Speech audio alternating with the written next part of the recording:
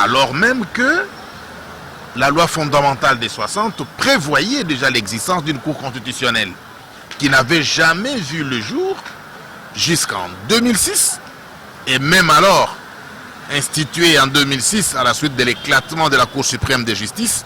Mais ces grandes juridictions n'ont commencé à être installées timidement qu'en 2015, avec la Cour constitutionnelle d'abord, puis a suivi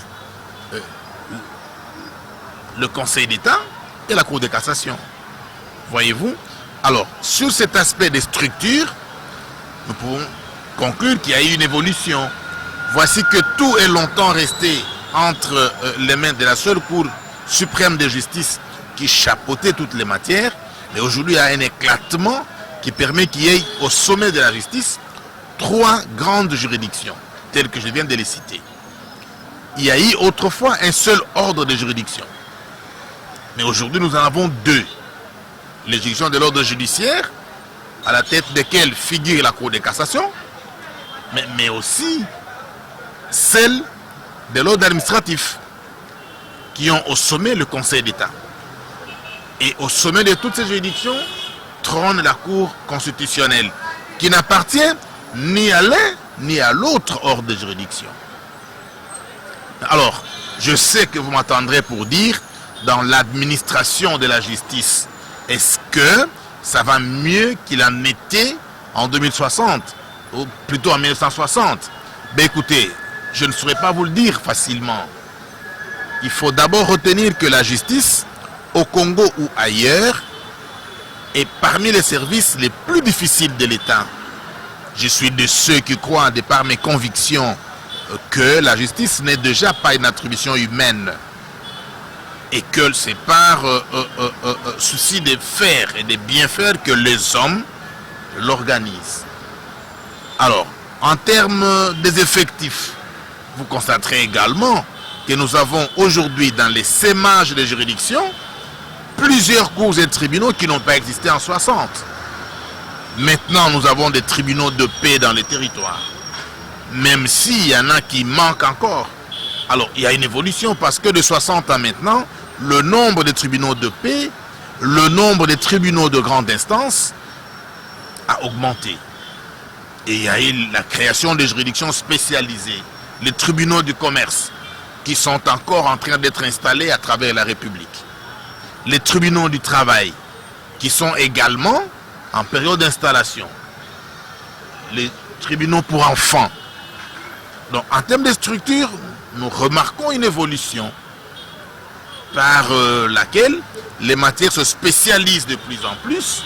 Et aujourd'hui, vous savez que plusieurs voix s'élèvent pour demander la création d'un parquet financier qui se chargera de traquer ceux qui jouent avec le trésor public, ceux qui touchent à l'argent de nous tous. La place de l'IGF?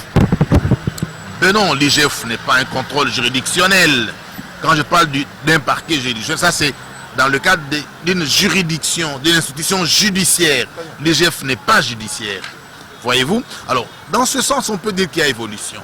Mais reste à savoir, est-ce que la population trouve son compte dans la justice telle qu'elle est administrée à ce jour?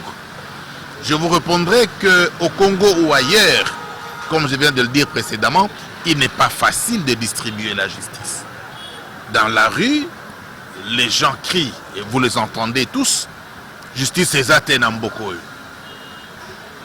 Les plus hautes autorités de la République, aussi bien pour l'ancien régime que pour le régime actuel, j'ai entendu dire, non sans peine, des chefs de l'État reconnaître et se plaindre de ce que la justice était le maillon faible des services de l'État. Et dans la rue, ça se raconte. Mboko justice ezate. C'est des paroles comme ça qui peuvent être comme un thermomètre pouvant permettre d'apprécier ce qu'il en est.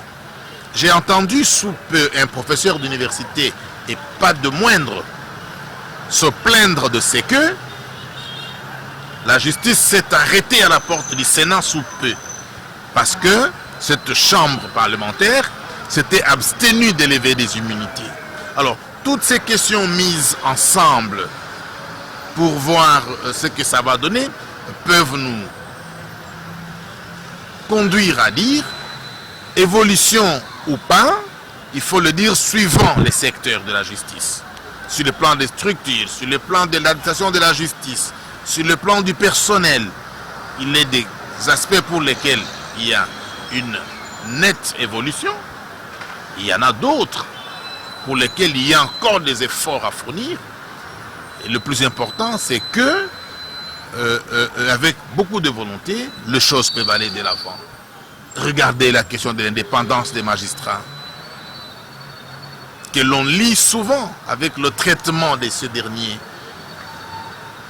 Est-ce qu'ils sont rémunérés suffisamment? Est-ce que leur indépendance est assurée?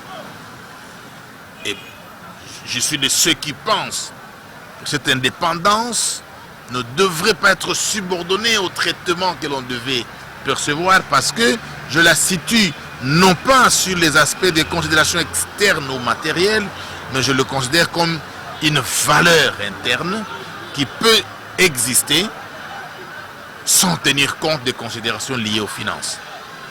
Voilà, de manière ramassée, et suite à la surprise que vous me faites, ce que je peux vous dire. Mais sinon, c'est une question qui devrait, à mon avis, être prise dans plusieurs dimensions, qui devrait nécessiter plutôt une réflexion plus approfondie qu'un point de vue donné dans la rue.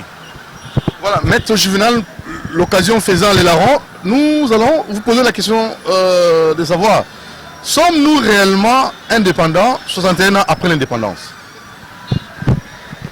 Mais nous sommes un État souverain. Je vous rassure, n'attendez pas de moi que j'ai ni la souveraineté du Congo. Le Congo est un État souverain qui a accédé à cette souveraineté le 30 juin 1960. Qu'il y ait des questions généralement liées à l'économie ou des problèmes à résoudre, mais cela ne m'amènera jamais à nier la souveraineté nationale et internationale de mon pays. Mais cette indépendance doit nécessairement être matérialisée. Nous devons sentir cette indépendance sur tout le plan. Alors, d'autres opinions pensent que c'est du néocolonialisme. Mais écoutez, mais ils sont libres de penser. Si moi j'ai mis le point de vue qui est le mien, mais cela signifie que les autres peuvent émettre également leur point de vue. Regardez, tout est dans le mental. Si vous vivez, vous, avec la conviction que vous n'êtes pas indépendant, mais vous le serez. Moi, je vis comme un citoyen d'un État souverain et indépendant, je le suis. Et qu'il y ait, comme je l'ai dit, des questions pour lesquelles il faut travailler davantage pour offrir mieux que ce que nous vivons actuellement, ça ne veut pas dire que nous ne sommes pas indépendants. Lorsque vous dites qu'il y a le néocolonialisme, ça signifie que vous avez usé d'une indépendance qui vous a poussé à le constater, à le dire. Et si cela existait, comme vous le dites, la réaction, en ce qui me concerne, serait quoi? Serait de refuser ce néocolonialisme et de vivre comme un État indépendant. Et je constate que depuis 60, les régimes qui se sont succédés ont affirmé cette souveraineté, et ça, c'est une fierté. Les élections, la crédibilité de nos élections depuis 60 jusqu'à aujourd'hui, est-ce qu'on peut facilement dépolitiser la CENI? Maître Juvenal. Vous déraillez de votre objectif. Nous avons commencé par dire 61 ans, qu'est devenue la justice. Alors maintenant vous me dites, est-ce qu'on peut dépolitiser la CENI? Non, je ne me trouve plus dans la même logique. Ce que je constate, au moins, pour rester dans la logique de votre thème, il existe aujourd'hui une justice électorale au Congo. Nous avons connu 3 cycles d'élections, 2006, 2011 et 2018, et chacun de ces 3 cycles a connu un contentieux par lequel le travail de la centrale électorale a été soumis devant des juges indépendants qui ont statué et rendu des décisions sanctionnant les irrégularités lorsqu'elles ont été établies ou consolidant le travail fait lorsque rien n'avait été apporté comme élément de preuve pour le fléchir. Voilà, alors pour finir, parlons actualité, juste une question. Accord Kinshasa-Kigali, tête-à-tête Fachi et Kagame, accords commerciaux, est-ce que c'est un accord sincère? Est-ce qu'on peut faire réellement confiance à Kagame? Écoutez, ces accords, si on vous disait que c'est un accord entre le Congo et la Belgique, vous allez croire en ça. Si on vous avait dit que c'était un accord entre le Congo et les États-Unis, vous alliez croire. Lorsqu'on vous dit que c'est un accord entre le Congo et le Rwanda, entre le Congo et le Sénégal, entre le Congo et le Burkina Faso, entre le Congo et la Tunisie, vous n'y faites pas confiance. Moi, je suis de ceux qui croient que les accords entre les États africains devraient être placés au-dessus des accords avec les autres pays des autres continents. Parce que c'est justement la coopération sud-sud entre Africains qui, me semble-t-il, devait être privilégiée pour le bien-être de nos peuples. Voilà, Maître Juvenal, on ne va pas vous prendre tout votre temps parce qu'on vous a croisé en cours de route. Comme vous êtes un patriote, vous aimez votre nation. Est-ce qu'on peut encore fêter, 61 ans après l'indépendance, est-ce que ça doit se fêter comme il faut, eu égard les conditions de vie que la population congolaise est en train de mener? Le 30 juin, et ça je le retiens depuis que je suis à l'école primaire, c'est la fête nationale. C'est la fête nationale de la République démocratique du Congo. Quoi de plus normal que je vous dise aisément, oui, il faut célébrer l'indépendance du Congo. Avec toutes les difficultés qu'on a, mais est-ce que les difficultés doivent nous amener à nier notre identité? Non.